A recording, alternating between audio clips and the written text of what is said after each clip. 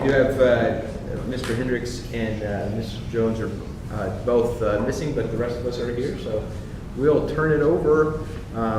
Have several items on the agenda. I don't know if Dr. Millman or... Bond sale update would be Mr. Dennis, and Okay. as well as construction. And construction update this evening will include some conversation around our furniture purchases, both our renovated spaces as well as the new elementary. I want to give the board the direction that we are headed and give you an opportunity to ask some questions around that. I think you'll enjoy meeting in person one of the companies that we are planning to engage with as part of that. So I'll turn it over to Mr. Dennis. Yeah, first item on the agenda is simply really a financing update. Mr. Martin, I don't know, I know we had a little bit of trouble. Is it bad if I switch over to Drive? Is that gonna? No, go ahead. Okay. I'll get back up when he's ready. Okay. So, and this is 3, correct? Yep.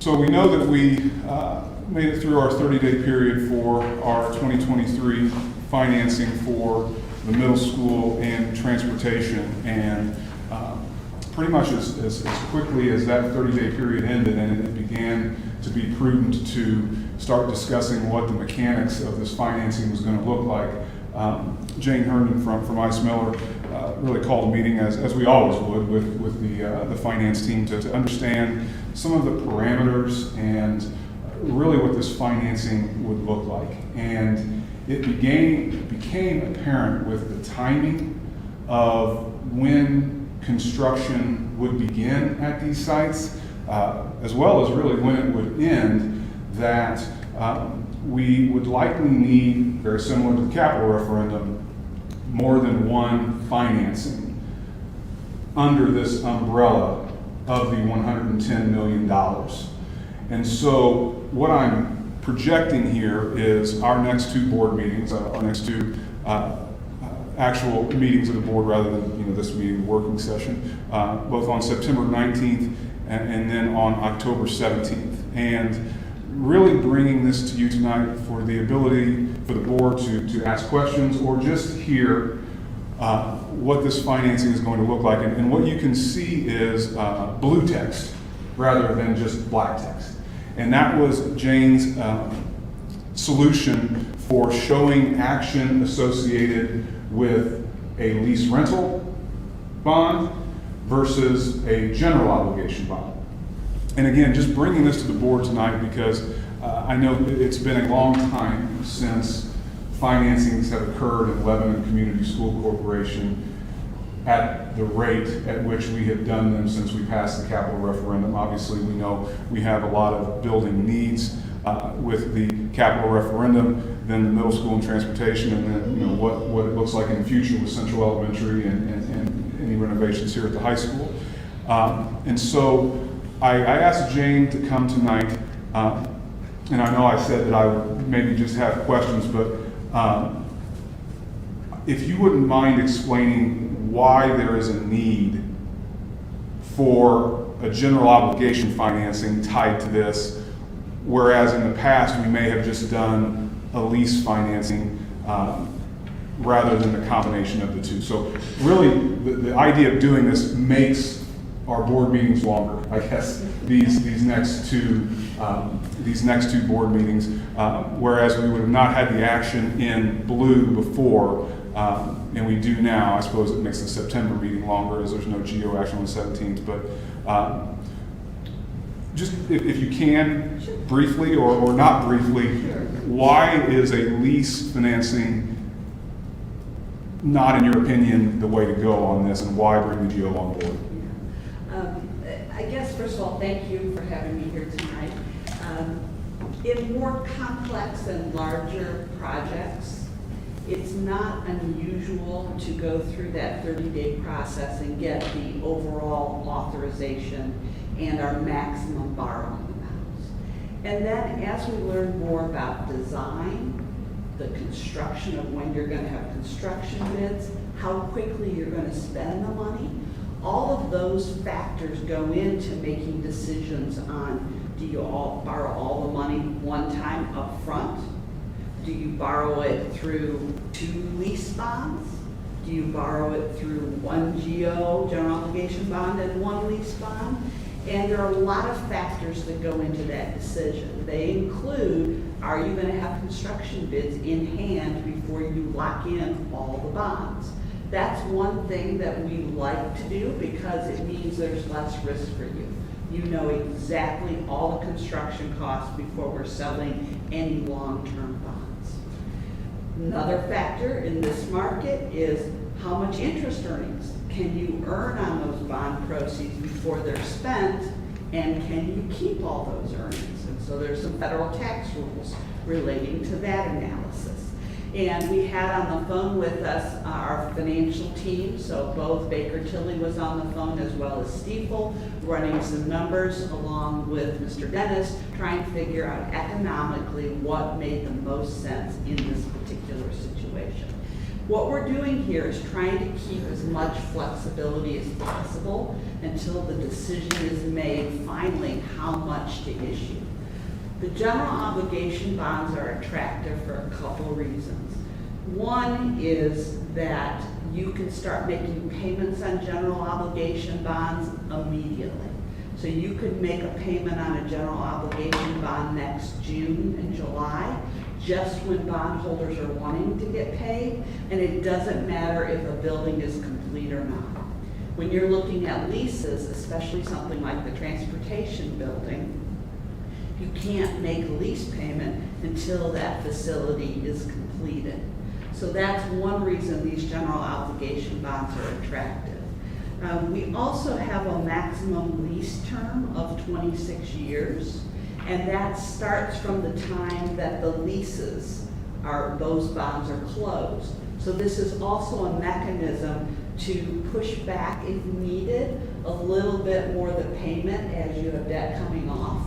So it's a way to manage that a little bit more. General obligation bonds tend to be a little cheaper as well. And we would pay these back relatively quickly. And so general obligation bonds that are short repayment are also very popular and are of interest in the market. So all of those things were factors that went into our conversation about putting this option up here. Right now on our timetable, our plan is not to actually issue those bonds until later into October, into November. If all of a sudden the market starts changing and interest rates are skyrocketing, we may come back with a different conversation. Mr. Dennis may come back and say, we want to lock in interest rates as fast as possible. But right now, this is an option that the whole team thought made economic sense. You're not borrowing any more than what was authorized. You're just you're eating the sandwich in different bites, I think is the way I would look at it. And part of our goal is try to get you to hold on to as much interest earnings as possible. And that was another reason this has some advantages to it. So it will be my responsibility to be clear with each action that I propose to the board what project this financing pertains to, because I don't want the board to lose sight of the fact that we have to come back and issue the balance of the referendum bonds next calendar year. We will likely come back after, if we do execute the general obligation option this calendar year, we will likely come back with a lease financing associated with the 2023s around the same exact time as we issue the balance of the capital referendum. And so I wanted to make the board aware of this as early as this evening, just so there's comfort with the action that I'm placing in front of the board. And again, it will be very clearly spelled out by myself which project, referendum or the 2023 financing transportation middle school, I'm proposing the board take action on any given evening. I guess to speak rudimentary,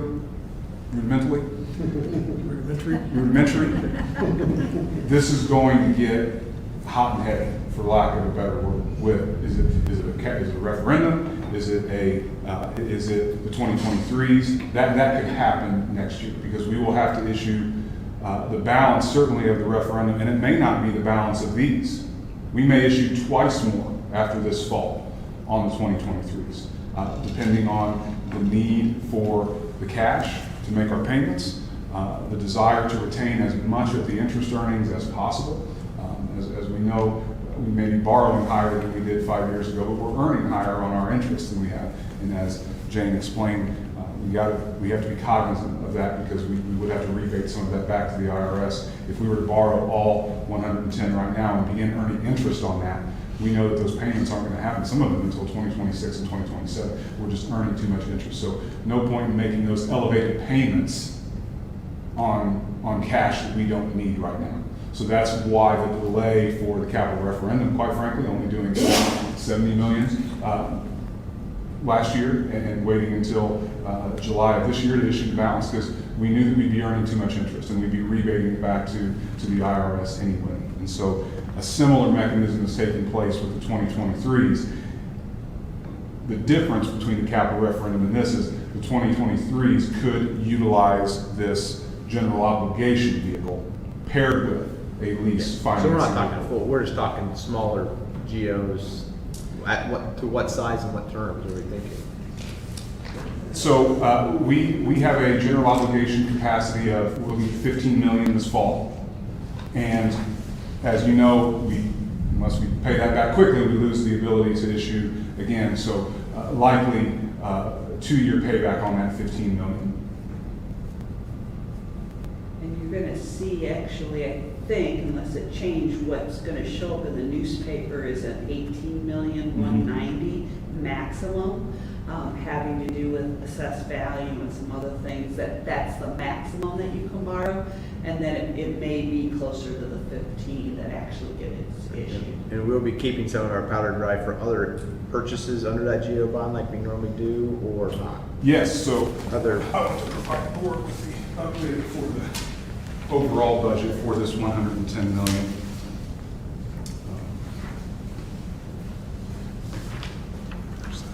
So you can see the school buses Yes. in there still.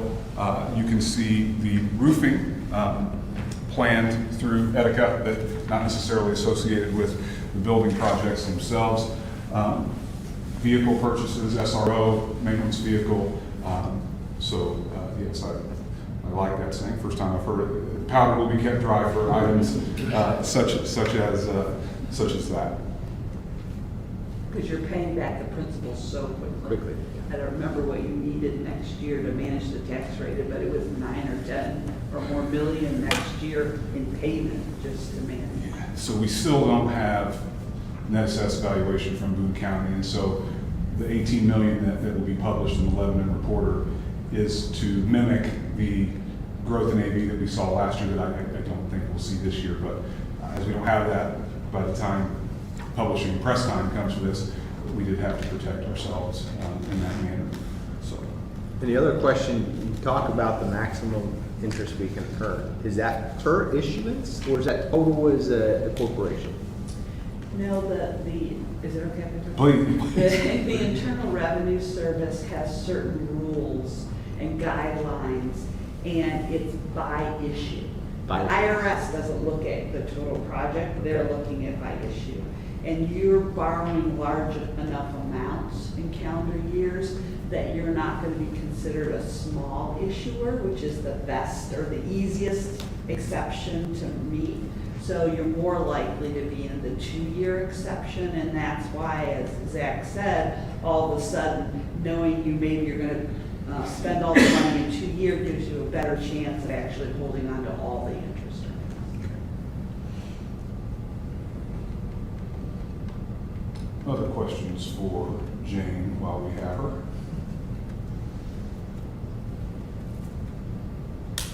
Questions in general about the way this is going to be structured with the different financing vehicles, general obligation, lease rental. Okay. I see the John Bart Road enhancements are significant. So Yes. Thank you. Before moving to item B, I wanted to go through this and direct your attention to the lower right-hand cell, which is the running tally of our estimates at these projects. And you can see that stretches just over 102 million, with items that we can somewhat accurately to somewhat vaguely assign a number to. As you can see, I've attributed only $1 million of this financing to Hattie B. Stokes, and what the capital referendum may not pay for. Is $1 million enough? I don't know yet. It could be more. Is the John Bart Road enhancements going to stop at $2 million? I hope it doesn't get to $2 million. I don't know. But the point is, we've totaled 102. We're authorized for 110. If you were to tell me what the decision or what my recommendation would be this evening, I think the entire 110 million is probably prudent to protect ourselves. We're authorized for it. There are plenty of unforeseen items that I couldn't even comment on, obviously because they're unforeseen, but we always know there's going to be unforeseen issues. We don't know the magnitude of unforeseen issues. And so I think even though $110 million was what we kept referring to as our high water mark, with the hope that maybe we could pull back on that, we know that 110 million was safe with our tax rate, was conservative with interest rates as Stiefel presented, and probably a prudent decision to issue that full amount for that reason. Is where I'm at today. We will have more information by the time the November sale comes to pass, but if I were to comment on the information I have this evening, I think the full 110 would be our best position moving forward.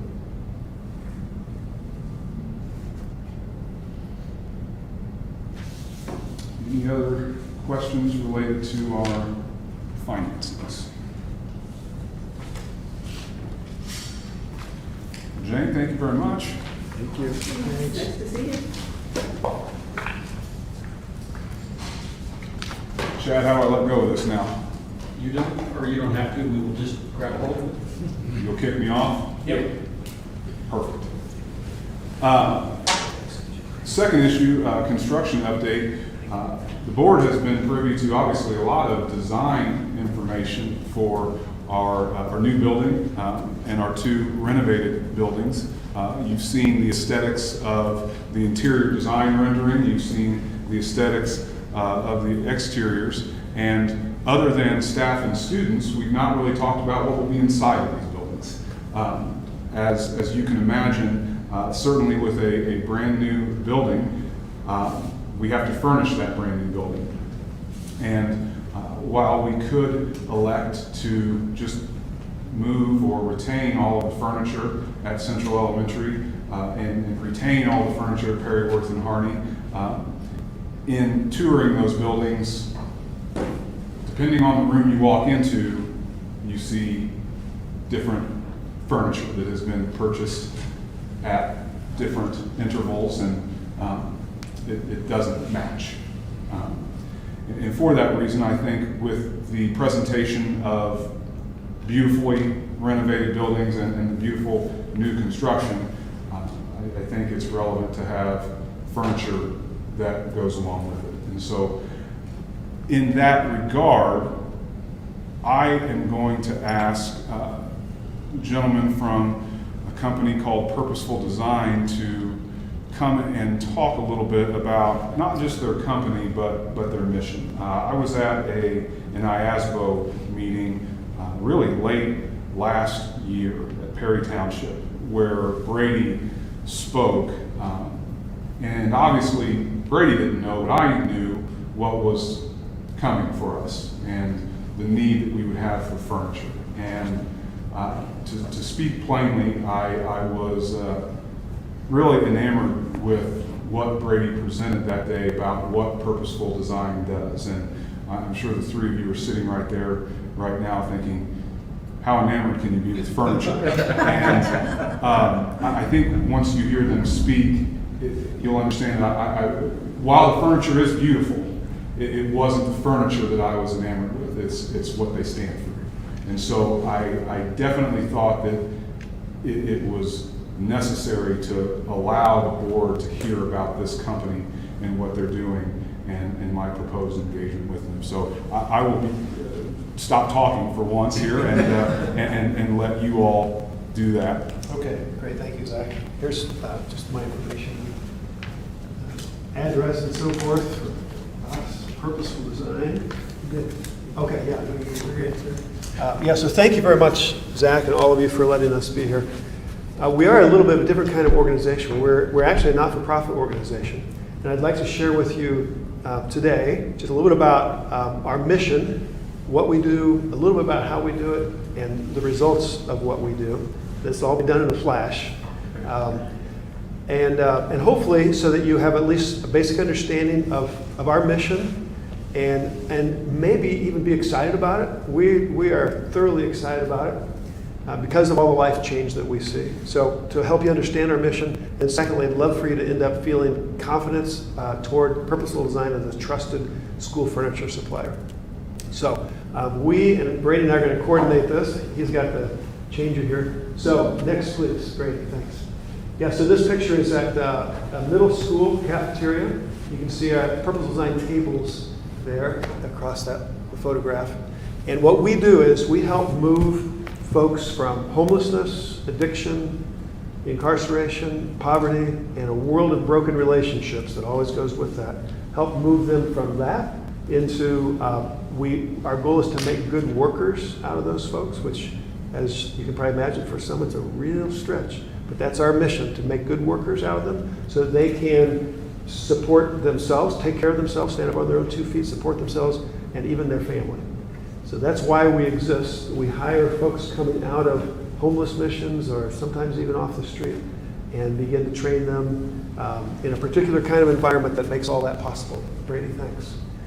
And the way that we do this is by filling our 30,000 square foot factory on the near east side of Indianapolis with encouragement and mentoring and counseling and addiction support.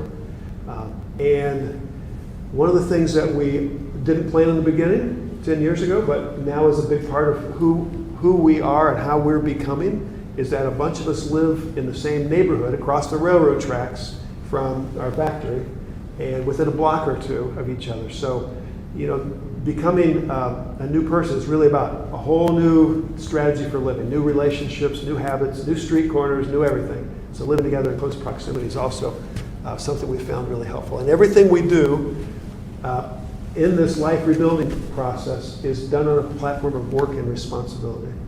We do sit around and talk some and kind of rub each other's shoulders, a little bit of that, but mostly it's done on the platform of work and responsibility. Thanks, Brady. And what do changed lives look like at, oh, you know what? And I meant to do something real fast. I'm here tonight with board member and volunteer vice president Susan Otto and sales consultant Brady Roberts. So we're a team here.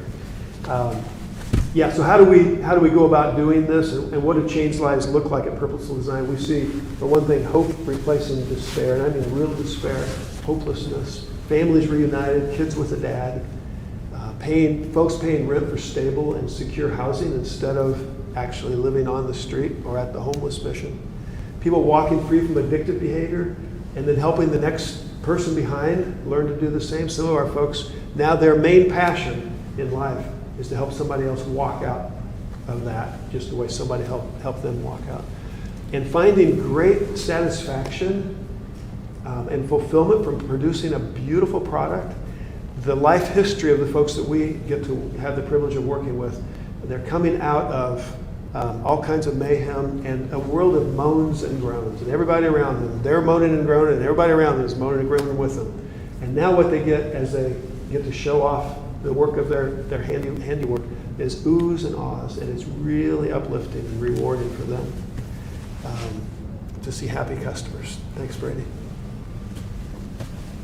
Go. Video pulled up here. Okay.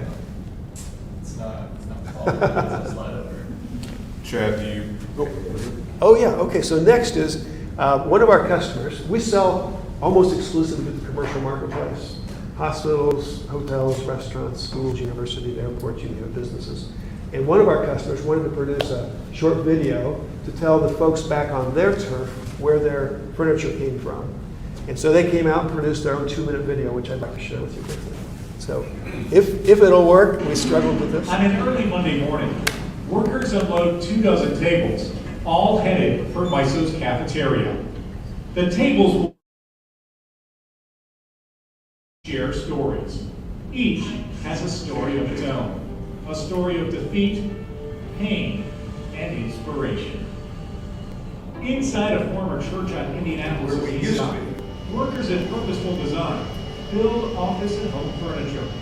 The business is a ministry for men. Recovering drug addicts like Andrew Gibson come here to build furniture while they rebuild their lives.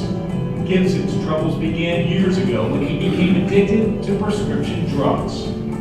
One day I started injecting him, shooting him, and from there my life really went downhill quick.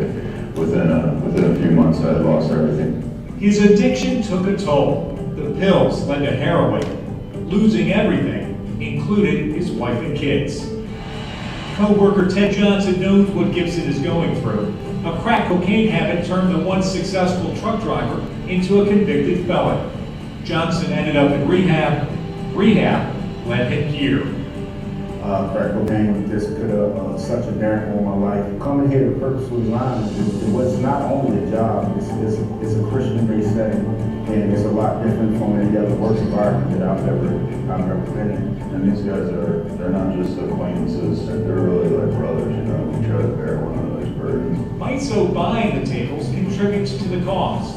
We saw their product and it was a no-brainer. Partnering with Purposeful Design gave us the opportunity to contribute to changing lives.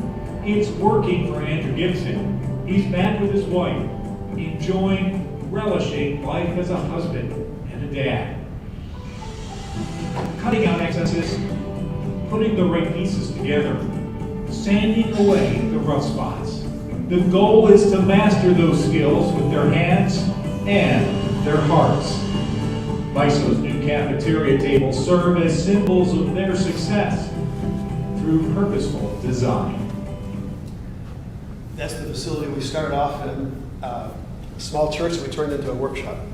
Now we've got a much larger 30,000 square foot factory on the Near East Side of Indianapolis. And the white gentleman there, his name is Andrew. He was a 17-year heroin addict. He'd made a real mess of everything, including his family. As he mentioned there, he lost his wife and his kids. He was not Mr. Popular with his in-laws, as you might imagine, but he is such a changed man now. He lives in Ohio, runs his own business, and his in-laws invited him and his wife and kids, who are now all back together, to live right next to them in the house next door. So that's why we're doing what we're doing. That's why we're doing furniture and love selling it to folks like you all. Just a little bit about our results. And over the last 10 years, we've employed and trained a little over 200 individuals. We've paid about $3 million in wages. Of course, our workers that we're employing now that used to be homeless, they are paying taxes, which is a good thing for everybody. We figure there's been about a $4.5 million savings to the taxpayer when you figure that the average annual cost for a chronically homeless person is about $35,000 a year. So a lot of taxpayer savings. We've had about a little over $11 million in sales and lots of projects to hundreds of different customers. This is the chart that means the most to me, though, in terms of the results. If you look in the middle, you see the national average for recidivism and relapse. And the figures are high, and some people say that real numbers are higher than that. It's hard to know for sure what it is. But what we're seeing is that our figures, our results are about a third to a tenth of that of the national average. And that just tells us one thing, that we want to keep at this and do as much of it as we can. A couple of years ago, our model for fighting poverty was affirmed by the Lilly Endowment when they awarded us a $4.5 million grant to be used over 5 years for training and facility and equipment. And what they were looking for, and they throw a lot of money out all the time, and they're really careful about it, but they were looking for some new approaches. Because actually they told us that over the decades that so many hundreds of millions of dollars, and they're not sure that they've really moved the needle in terms of affecting homelessness and poverty. And they were looking for some new approaches, and they saw ours, and they wanted to put some money behind this new model that's really working and it's sticking. Brady?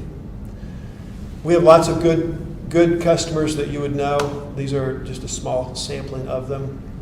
With Eli Lilly as an example, they began purchasing from us about 8 years ago, and we've provided lots and lots of orders from them, hundreds of thousands of dollars over the years. And the purchase department told us something interesting. They said that they have 4 quality tiers that they put their tens of thousands of suppliers into, so they know who's who and who to buy from. And they told us that we are in their highest quality tier, that there's no supplier in their list that's in a higher quality tier than Purposeful Design. So we were honored to find ourselves there, and now we just work hard every day to stay there. Ready? We've done, in addition to those companies, you may probably recognize a lot of them, we've also done a lot of school work. You can see some of those listed here, including some real large ones. I know Fort Wayne School Corporation and Hamilton Southeastern and lots of others. And we, in the beginning, we didn't know we'd ever sell anything to schools, but it turns out it's become a really good market for us. And they find that our products beautify their place, and it's very durable and long-lasting. Okay, with one school in mind, Hamilton Heights School Corporation, Dory Hochstedler, the facilities director there, put it this way. She said, Hamilton Heights School Corporation has worked with Purposeful Design over 4 years. We've been very impressed with the quality of work. We've placed 8 orders with Purposeful Design, totaling about $430,000. The orders have included cafeteria tables, office furniture, varsity lockers, and conference rooms. Each order was well managed, and the furniture had beautiful craftsmanship. You can tell the individuals making the product took pride in their work. I highly recommend using Purposeful Design for your furniture needs. Good. And then just a couple of pictures of some of the school furniture. Some flip table, things on wheels, office furniture, some different case goods, all different kinds of things. And so the reason we're in this, we love making beautiful, quality, durable furniture. We even love more seeing lives change, and we're seeing it every day. And so we want to keep at it and do all we can. We thank you for your support, because everything we do is on a platform of work and responsibility. Any questions or anything that I might be able to address for you? I don't have a question, but I work in the mental health field, so I think what you're doing is phenomenal. I mean, we know people with mental health and substance use disorders cannot get back on the right track without a lot of support, and I think that's amazing. And what made you decide to, I don't know, did you start the company to? I was president and founding, and I don't know if I told you, I'm operating as CEO there. The source, the origin of this was I was on the board at a homeless mission, Wheeler Mission in Indianapolis for a long time. But more important for me personally is I went and spent a lot of time with them in there and just got to know their world a little bit and a taste of their struggles. I haven't been through that myself, so I don't really know their struggles, but looking at it and what I heard so often when I went, and I of course just say something like, how are you doing? What's up? And so often I heard the answer was, I'm looking for a job. And I heard that over and over again. I knew that no chance, nobody I know would hire you. And so actually I'm a praying person. I just started praying about that really. I had no ideas, but watch out what you pray for. Sometimes things start happening. So we ended up just deciding to create an organization that would be a job creating organization that was full of encouragement and patience and understanding. Do you work with like community corrections or family courts, or how do you find your employees? We do. In fact, at the new Community Justice Center in Indianapolis, it's loaded with our furniture. And a beautiful thing, I think you'd appreciate this quick story. They ended up wanting to purchase furniture from us, knowing the help that it was going to be to the people we serve. And so we did. Truckload after truckload went over there and filled up their beautiful new building. And then the judges there invited all of us, including our craftsmen, which is what we call the folks that we're there to serve, invite us all over to come and tour the building. And they seated us in their huge, almost this large conference room where all the judges meet, that seats 30, I forget how many, 30 or 50 judges around the table. And they seated us, our men, at that table and treated us as honored guests. And the media was there, and it was really special. And one of our guys said on the way in, he said, this is really a beautiful place, and it looks a lot better from the outside than the inside. Yes.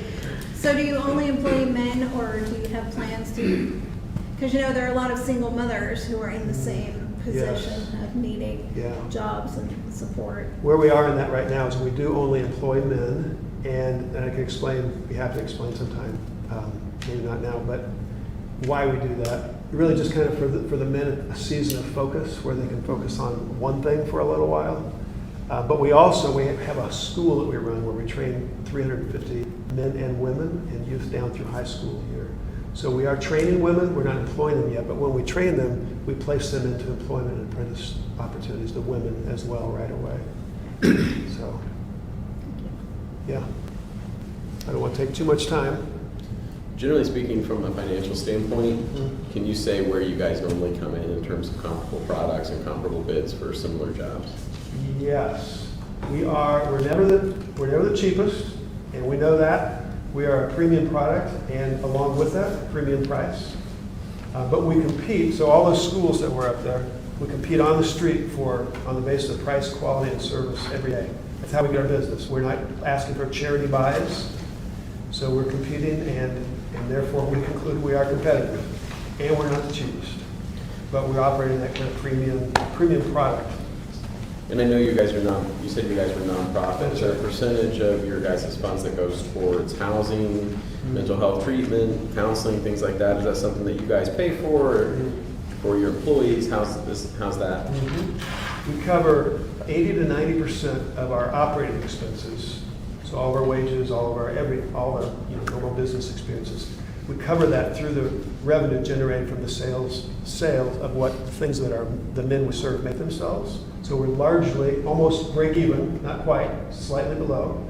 And then for a lot of those services, Mr. Clauser, we partner with 20 or 30 different organizations, some like what you mentioned, for housing help, for addiction help, for boots, for all different vision and all different kinds of help.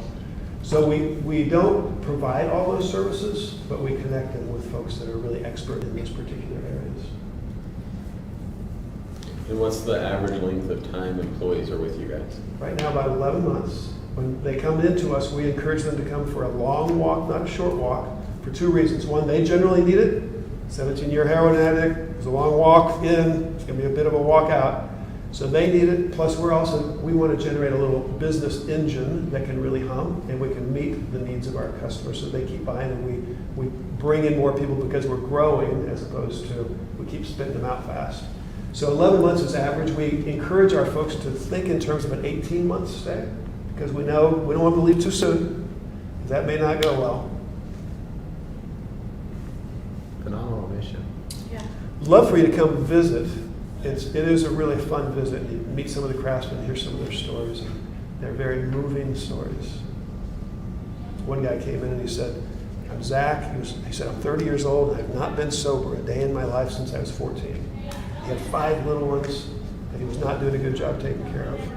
He ended up coming to us and he kicked all of his bad stuff, became one of the most trustworthy and dependable workers, and now he's off working at Amazon, making good money and full benefits for his family, which is a big deal. And he can even be spotted now and then walking his kids to the park, which for some of us would say, that's not a big deal. I've done that a few times. But for him, that's a big deal. Thank you. Okay, thank you all. So what we didn't see is classroom desks and classrooms from Purposeful Design. And so this needs to be a partnership. The furnishing of our buildings needs to be a partnership, and this is the second leg of that. I wanted Purposeful Design for reasons that I hope are now evident why I wanted them to come speak this evening. Our other partner that I'm proposing is KI.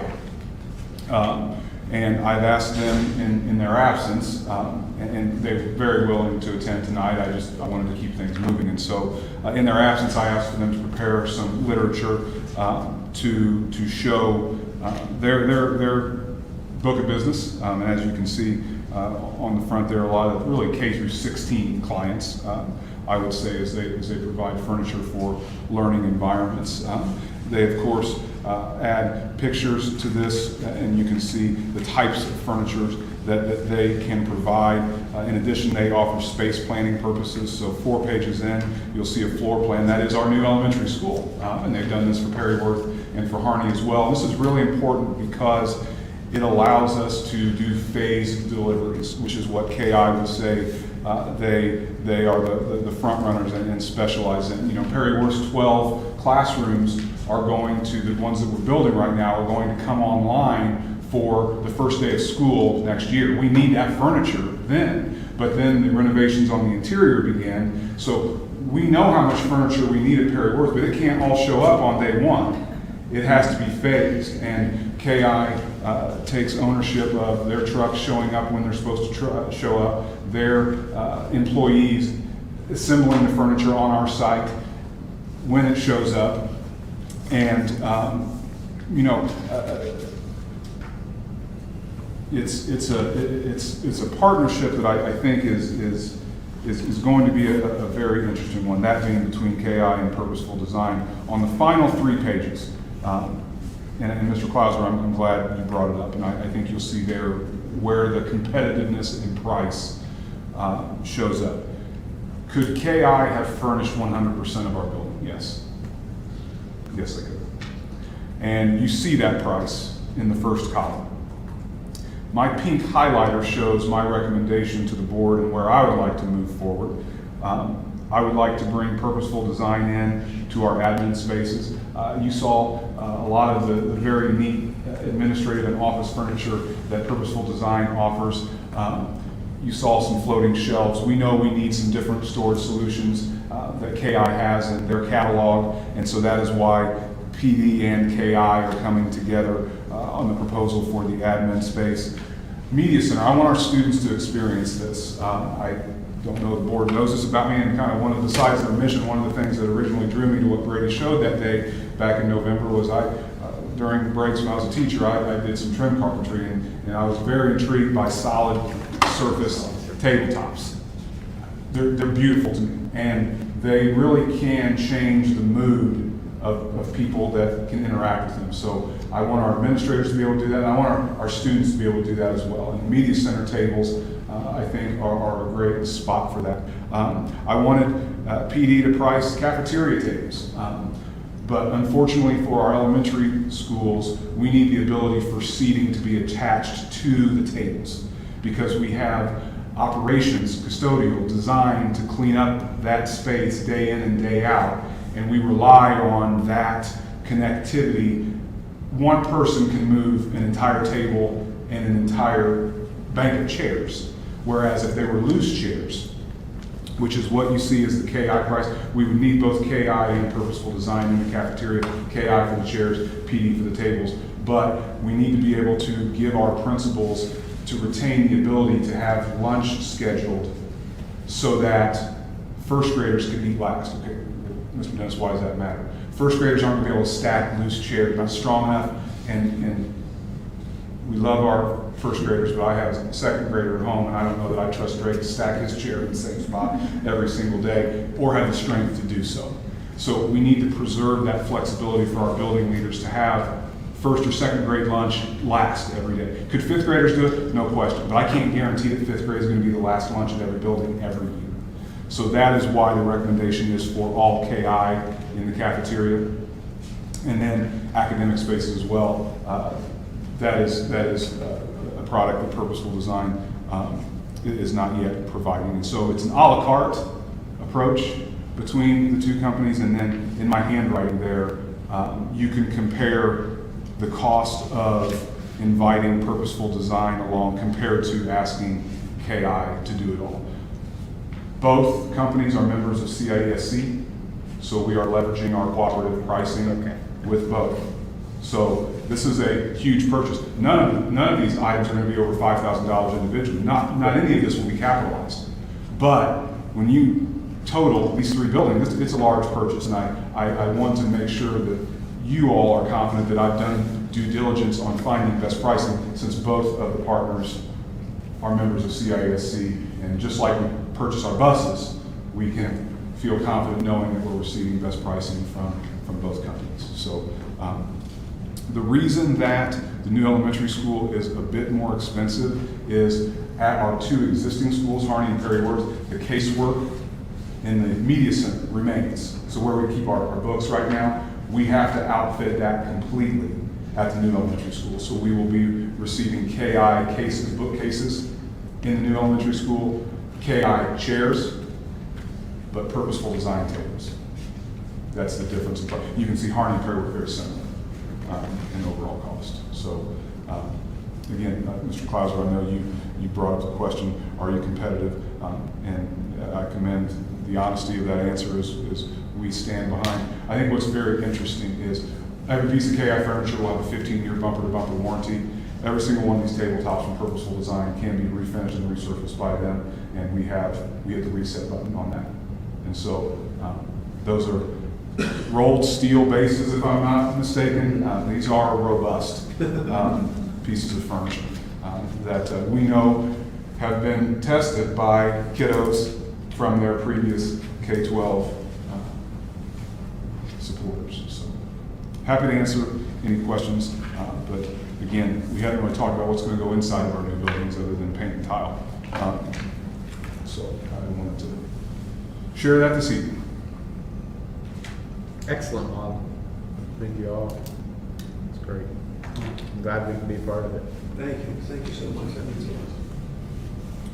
Certainly welcome to stay for longer, but I would understand if that is not your idea of fun. Thank you all very much. Thanks. It's a lot of fun. Thank you. Thank you very much. We appreciate it. Thank you.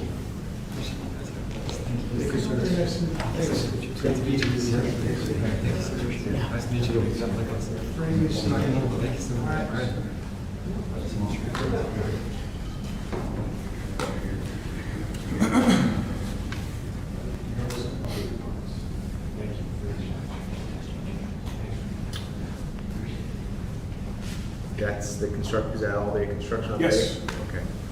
So now on to the new elementary school naming. Yeah. An opportunity for you to talk before the regular meeting. 3 names that were presented. I really wish we would have made the committee do this. Because I don't want to make this decision. We should have made the committee do it. I mean, we've been getting lobbied.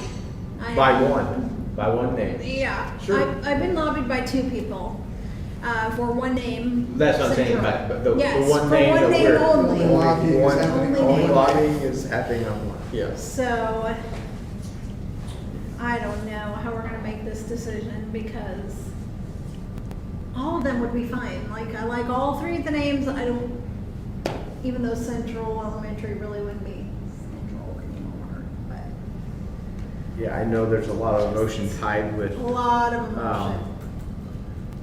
and, yeah, I like all the names too. This is going to be an anonymous vote, right? No, we're gonna have to do it in public at the See, meeting. I thought this was Survivor style. One Well, we're vote just for gonna go in this, the back. one vote for that. Yeah. Mr. Dennis was going to Oh, put my out a word. torch. Even the process is one thing I've questioned, do we just have do we have an open discussion first? Or do we go ahead and have a motion initially and then have discussion? A motion a second and then have the discussion, but. You have to have someone strong enough to move to go name it one of those 3 with the names. And I'm assuming that there's going to be at least a few people present for this I would one. think. Yeah, So- and no matter what we choose, someone's gonna be mad. That's just a given. Perhaps. I don't know if anyone is emotionally tied to the names that are not central. I would say. That is I'm not trying to true. be Others are dismissive. probably the committee itself. I'm really, Yeah. to some degree, I think that it was interesting if they were here. I'm confident in sharing. If they were here, I'm not sure. The 2 names other than Central kind of evolved through conversation, so it wasn't really one that was just posited by one of the committee members as this is what I wanted, other than one of the committee members did suggest Prairie Creek, but it took most of the evening for that to kind of bubble to the top, so that neither one of those names were like, Mash them yes, all and I'm gonna three fight for that. There Let's wasn't do that. any tie from that standpoint, so I wasn't trying to be facetious that way. They were just more like, it kind of emerged through the conversations and combining names and combining terms and then, Well, I think the two missing members tonight have signed up to make the motion. and second, Yeah, right? I think you're Well, I even right. think though, the Mumble. format, Traded it. the format of when we did, I mean, public comment is always before action items, right? That's correct. Anyway, that's correct. so I assume that we'll have, and surely we would encourage people. Of course. To, Always for encourage public this, comment. for public comment specifically and why they believe that. Can we have the committee, somebody from the committee, kind of re-summarize Sure. at this, I at can do this? my best to have someone. Have somebody there and summarize how Sure. the history between all three of them, so that then we can all hear. And then, yes. We did a good job of, putting the committee together, because we did not, there are some folks who are, and I'll protect names to protect the innocent, but, some are enthusiastic about, kind of a new era and a new direction, and kind of in that camp. And we certainly have committee members who want to honor, the school that has been part of our elementary schools for decades. So it really was a good, robust conversation, respectful. So it was a good process. And if we end up naming the school Central, there will always be some that say, why did you go through all those machinations to get to that point? I think it's important. It's a new building. It's the We first still have new another building then to It's the first rename, new too. building in 50 years. I mean, I think you need to have the conversation. So I don't think the board should feel any apprehension of keeping the name the same, to be honest. I mean, I think all of those can be discussed at a good level, so. See, if we can have representation from, and then, Sure. yeah, we just want, if some Yeah. of them want to Yeah, come and of actually course. be part of the public comment, Sure. but have one spokesperson had kind of reintroduced that. Mhm. Their recommendations before we take the vote. Sounds like you're looking for someone to lean on. That's what it sounds like to me. Luckily, the president doesn't have to make the motion. You can. He can, I guess. I think Robert's Rules of Order does allow you to. Yeah. I'll bring my copy and we'll just make sure that Robert's rules? Robert's rules on that. I was on the parliamentary procedure team in NFA. I used to know all those nuances. It seems to me a president may have that ability. Someone would say obligation, I don't know. I mean, it's something so You are a important. voting member after all, so. And it may just be a rolling down request. Do we have a motion to name it this? Do you have a motion to name it this? Do you have a motion to name it this? And see what passes. Yeah. Well, and depending Otherwise, on, you'll have to defeat motions to make it, to get to the one that you want, yeah. Yeah. depending on what Majority we ones, I should say. name, what we use the central building for, which I know is yet Sure. to be determined, Sure. Then that could come with a new name. then still be called. Yeah, I'm certainly not concerned about that. We shared that the vision is the pre-K, and that could be any number of names, And we bounced a few of them around administratively, but we're not gonna share that, Central was not in any of those names, we bounced around, to be honest with you. Anyway, so, it could be, I mean, It could be, that's yeah. something that Yeah. from a tradition standpoint, certainly could be. Yeah, I wouldn't be concerned about preserving Central to that building. No, but it could provide an opportunity to name one of those other names too. It could. Or keep it that name and name the new school. The challenge with Central and the pre-K is that we're gonna have the pre-K, we're planning to have the pre-K, we're growing quickly, but the plan is to have at least two pre-K classrooms in Perry Worth, so it's really not a Central pre-K. It's our pre-K program is gonna be spread out, so calling it Central is somewhat different than the actual practice that we're planning. So that would be a reason to consider keeping the name the same, I suppose.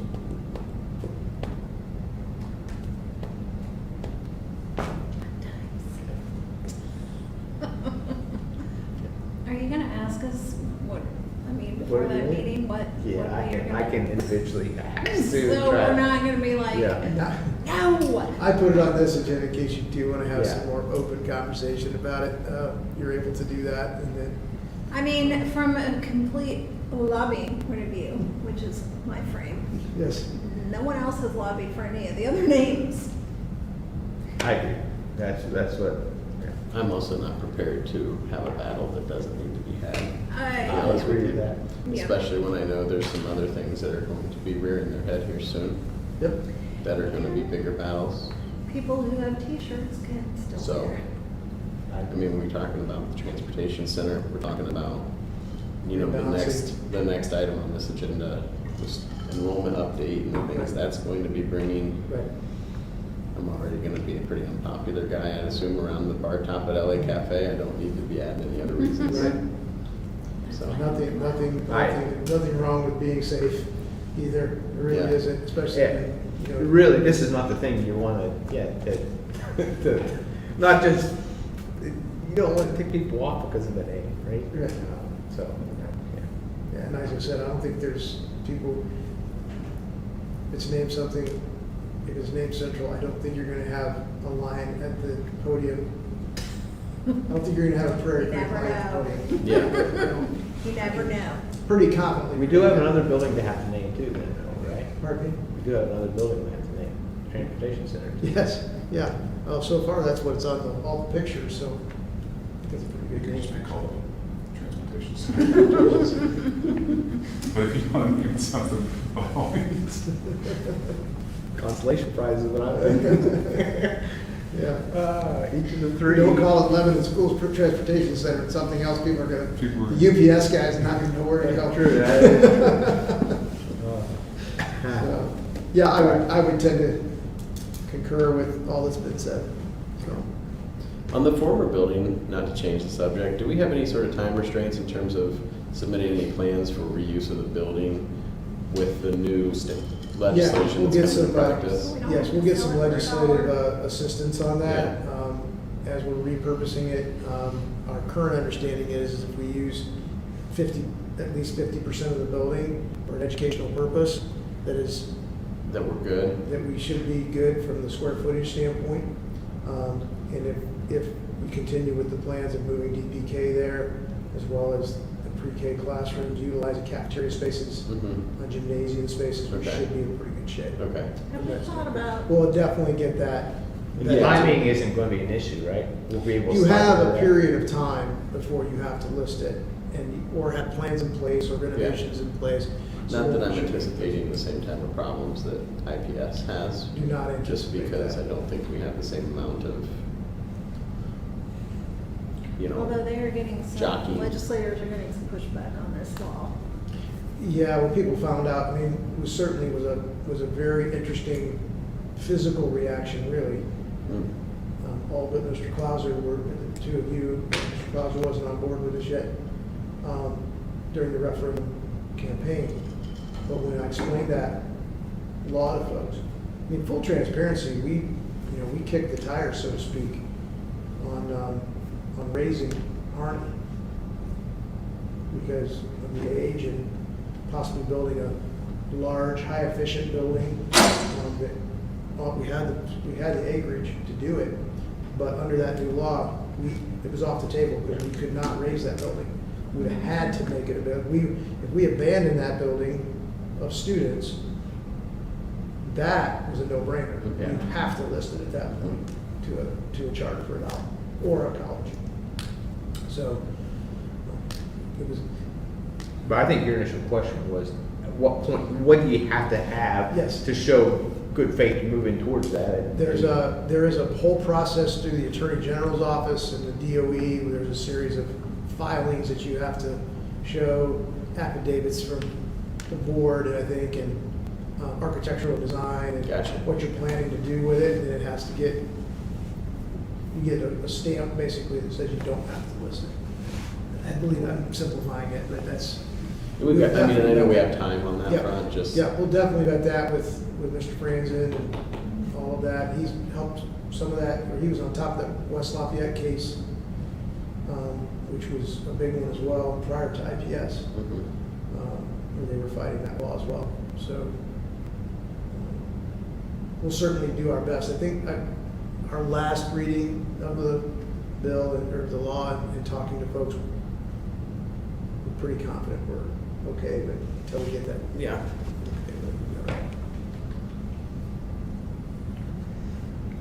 Good question. Student enrollment? Yes, in your packet, you see I asked Vicki Davis, blast from the past, Vicki Miller, who does an outstanding job for us with our Skyward data. I asked her to put a little bit different table together than she puts together for Mr. Dennis and I almost daily. I said, I'd like for the board to see if the 2003 column is the certified ADM from last fall. And I asked her to put in the 2024 column if ADM was today, if we had to certify our ADM today. So this is from today. What would our ADM be? And so I invite you to look at the kindergarten numbers horizontally, but then you need to look at the other parts of the table diagonally, right? So you want to see K promoting to 1, 1 promoting to 2, so you can see that will give you more of a picture of up or down. It is good to look horizontally from a building capacity standpoint, but from an overall district cohort matriculating toward graduation, I asked her to put together just an LCSE table so you could see that, the combined K-5 enrollments in one spot. So I do think it's interesting that K is down 18 students district-wide from last year to this year. To me, that was an interesting piece. It could be a national trend. When Dr. McKibben prepares his report for the board, that's something I'll encourage us all to ask. Then you can see the other numbers. Primarily, you can see Harney down a tick, Perry Worth up a lot, Central down quite a bit, Hattie B. Stokes is down as well. So our growth in K-5 is at Perry Worth. Middle school is up. Overall is up, but interestingly, mostly in grade 6 over last year. And then if you look back at grade 5, 276, and now they are at 290. There's another 14 just in grades from 5 to 6 that are new, or when it flushes out, move-ins, move-outs. We're up at that grade level. High school's up just a tick as well. So you see our overall enrollment today is 64, which is a pretty strong number. Early indications a year ago from Dr. McKibben, he said he predicted a forecasted an uptick through 2025, then a leveling off. However, now he's plugging in Mr. Cropper's data because 2 years ago he didn't have some of the plan development. He doesn't use the plan developments in his forecast because they're planned, and we know what happens to plans sometimes. So when he puts his forecast together, he only puts ones that have made it through PUD process, and they're a go. You know, they're happening. But we know that some of those that are in the planning stage. So I'll be interested to see what his forecast is. Whether now we don't see quite that leveling off, maybe it levels off a little and we see slower growth from 25 up, or maybe you'll see faster growth. It'll be interesting to see when he puts those yield studies together.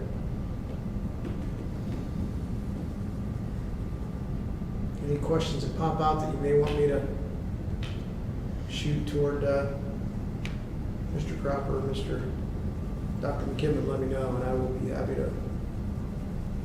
He's kind of in a holding pattern right now until October 2nd. We certify that ADM. He'll have our table ready to go, run his formulas, but until we get that certified ADM, he won't be putting his report together for us. I would encourage us to consider a November work session, so I'll have him out, get with the board. Dr. McKibben is working with Westfield, southeastern Sheridan. I think there's a district or two around the Kokomo area. So he's going to be in town, and he told me he will be in town for about a week and a half, kind of making his rounds to different school boards, do in-person work sessions like this.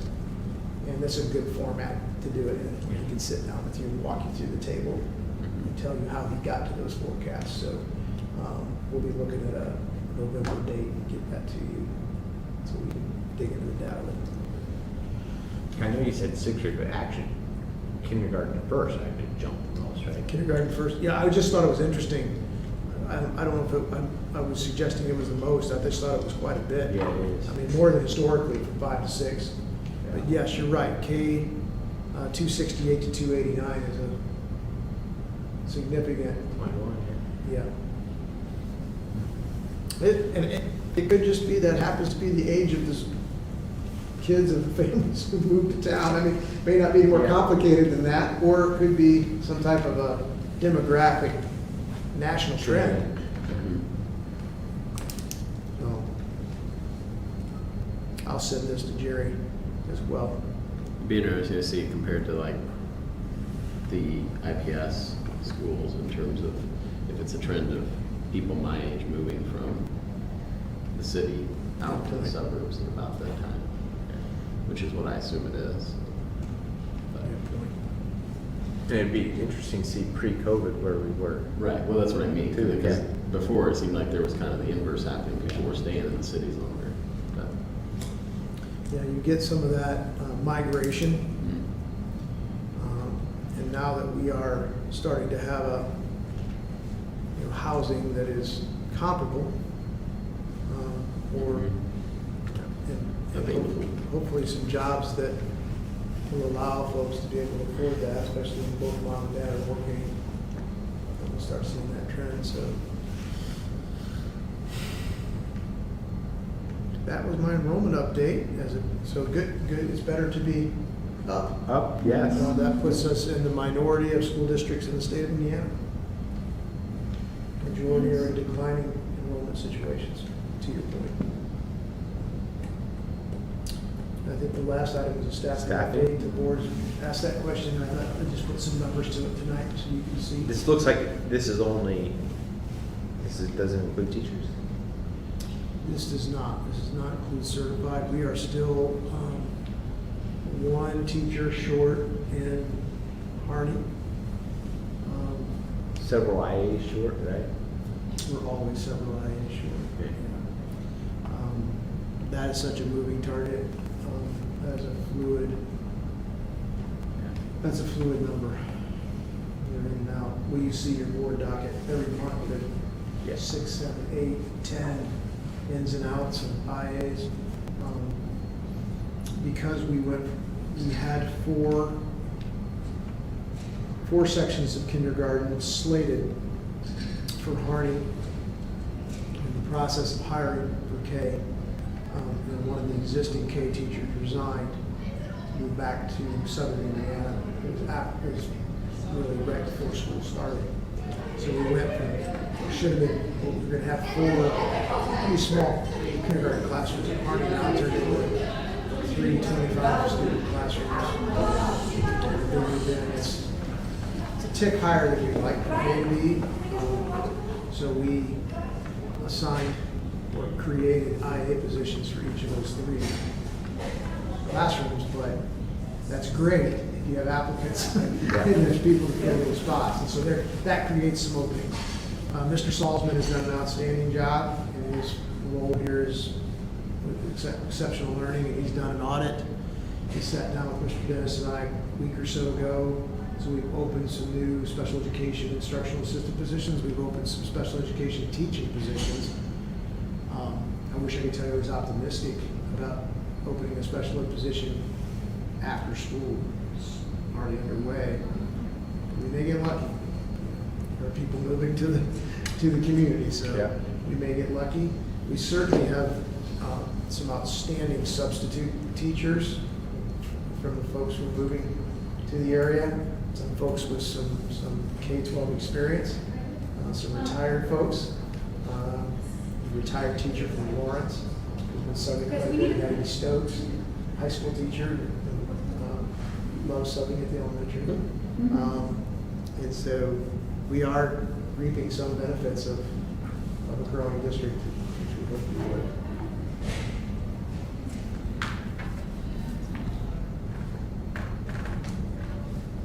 That was it. Cool. That. We will. Any other things to discuss? All right, September 19th, regular meeting. I'll be asking somebody for motion.